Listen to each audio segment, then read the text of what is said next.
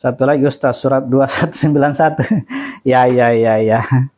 Satu lagi, biar tambah lagi. 191. Intinya kita pahami dasarnya, dasar dari MIMH. Setelah itu kita menganalisa ini nih, oh begini nih. Kalau kita belum tahu, ya itu tadi saya bilang, meskipun kita belum tahu, pasti arahnya itu pada diri kita sendiri. Pasti cerita diri kita. Itu ya.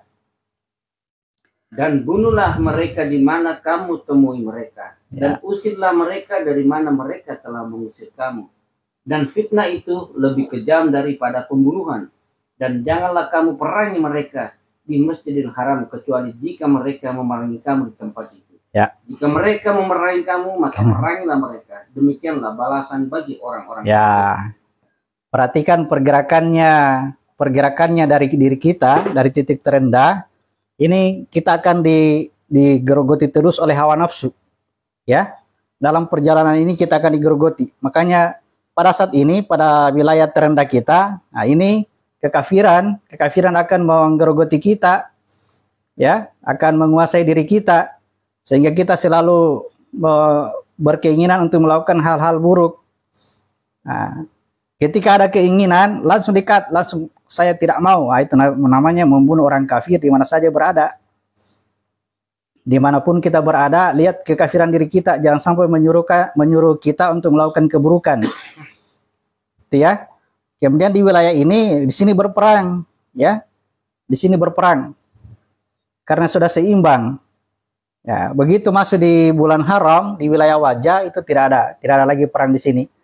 Karena kita sudah menang. Tetapi pada dimensi jasad kita, meskipun kita sudah sampai di sini, dikatakan meskipun kamu sudah berada di wilayah wajah pada praktek diri kita, tetapi masih ada dorongan untuk melakukan keburukan, maka perangi dia.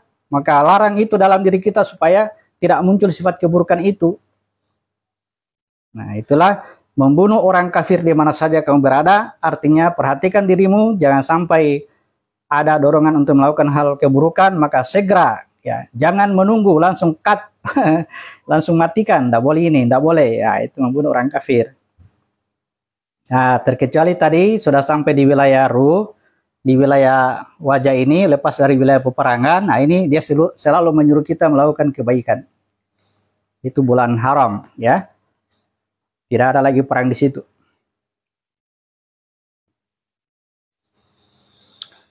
Berarti meskipun Islam keturunan, belum tentu mu'alaf kalau belum menyatukan, mengalifkan hati, belum. Kita terlanjur menjadikan Islam itu identitas. Itu yang saya katakan, kita ini lebih berat mempelajari Islam karena KTP kita sudah Islam dibandingkan mereka itu yang KTP-nya bukan Islam, mencari terus kelemahannya Islam, cari begitu dapat hidayah, Masya Allah dia lebih hebat daripada kita.